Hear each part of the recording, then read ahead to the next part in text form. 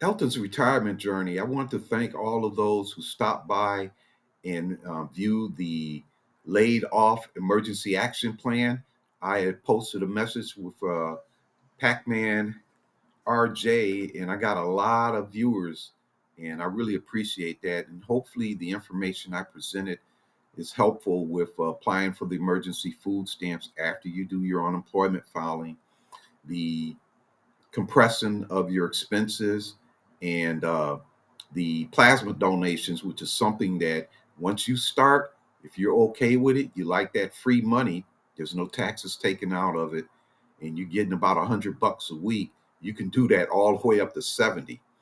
So hopefully that'll help you out. And thanks again for coming by. Also, I want to clear up some information I put out there related to the exemptions. So the exemptions, when you make those changes are done under the W-4. It's called the Employee Withholding Certification. Is when I went to the IRS website. That's where you can change from single to head of household, raise your exemptions to whatever you want, or go tax exempt so that you get a bigger paycheck during this times of uncertainty. So now that we've gone through the laid off options, how to tell what your options are, the emergency action plan. At 62, I'm going to put myself as a 22-year-old person. As a 22-year-old person who's been laid off, I've taken advantage of the emergency action plan. So I got my food stamps. The food stamps will eventually stop. The donations, I can donate all the way to 70.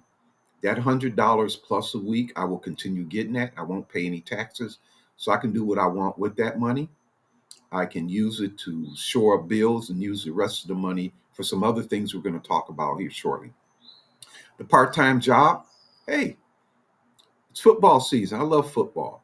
I get a spot where I'm ushering. I'll be able to watch the game and all the big concerts. In my time, I did all three of the Taylor Swift concerts a year or so ago, as well as all three of the Beyonce concerts. And I really needed the extra money. I use it to pay for an airline ticket to Dubai. Um, the other thing is, now that I'm back to work, I've already got my budget intact. I'm going to keep that budget. Once I get my 90 days in, is the number one priority with this new employer. Once I am eligible for the 401k, I'm going to find out what the employee contribution is, what their match is, and what the percentage is. And I'm going to set up to have the deductions taken out. I'm going to do the 401k and with the pre-tax. I'm going to start with the pre-tax to let that build over time. I don't want to pay any taxes on it right now because I can do it somewhere else. So that's the first thing. I made some notes down here. So we got that set up. I want to make sure that the match on the 401k is a nice match. It's okay if they're just doing 50 cents on the first 2%. It's going to work out to about $500 no matter what you put in there. So I'll take it for now. Eventually, I'm going to look to go somewhere else where the match is much, much better. The next thing I'm going to do is I'm going to meet with a financial planner, and I'm going to try and open up a Roth IRA. I may need to have $500 to go in there. With this Roth IRA, I want to get the clock started on the 5-year rule. And the reason I want to go with a Roth IRA, it is non-taxable money. The money has already been paid tax on. I want to open it up with this $500, and I want to send an extra $100 to it every month and let it build up. Once that account builds up to a few $1,000s, as a start, I will be covered in case of any type of emergency where I need to have cash to cover my expenses, as well as if I need cash for a down payment on a home. So I want to get that started. And now that I come in as a new account, I will also take in all of the information that I have from my 401k and ask them to help me with the allocations. They're probably going to say, hey, you got an S&P 500 index fund. I'd go with 33% there, or maybe let's say 34%. Um, I would go with a large cap fund for 33%. And for diversity, I would go with an international fund at 33%. That will be your 100%. And that's what those folks are for. And then from there, I would just continue to save, stick with my budget, keep my little part-time job, continue donating plasma, and try in your best to stay out of debt. If you follow all of these steps, you are following pretty much all of Dave Ramsey's rules, at least 1 through 3. If you're still staying at home with your parents and they're allowing you to use your car, don't be in a hurry to go out and buy a car. Just wait. Get a few years under your belt. Get something that can be paid off. Or if it was me, which I'm 22 years old now, I'm going to go look at a brand new car. I'm going for a Toyota Corolla.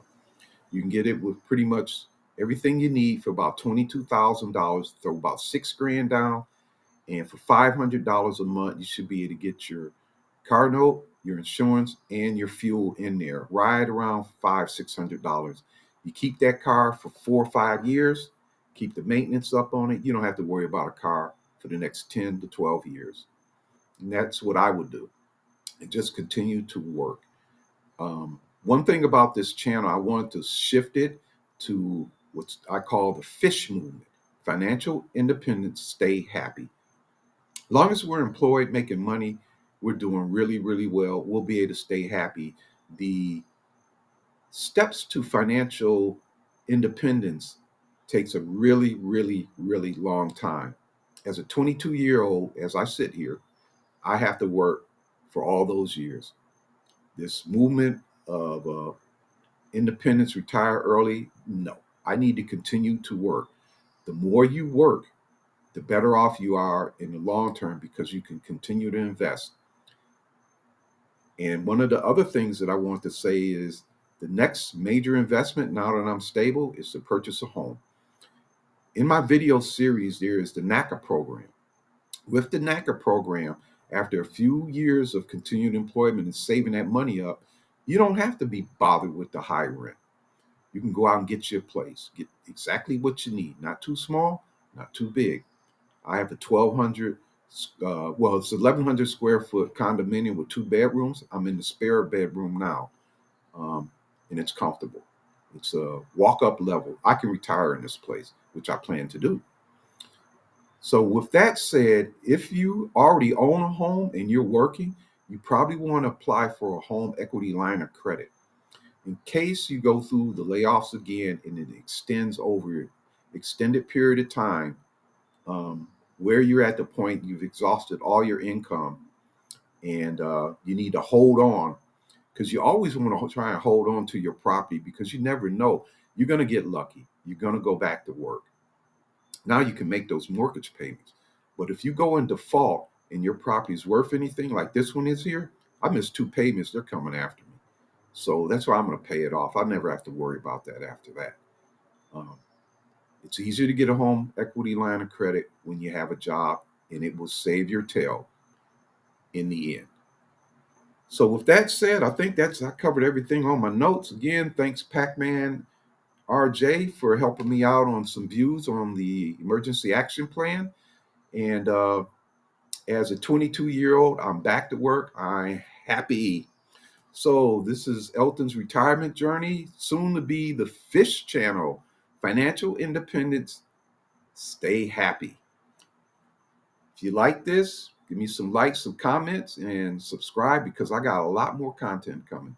And thanks for watching.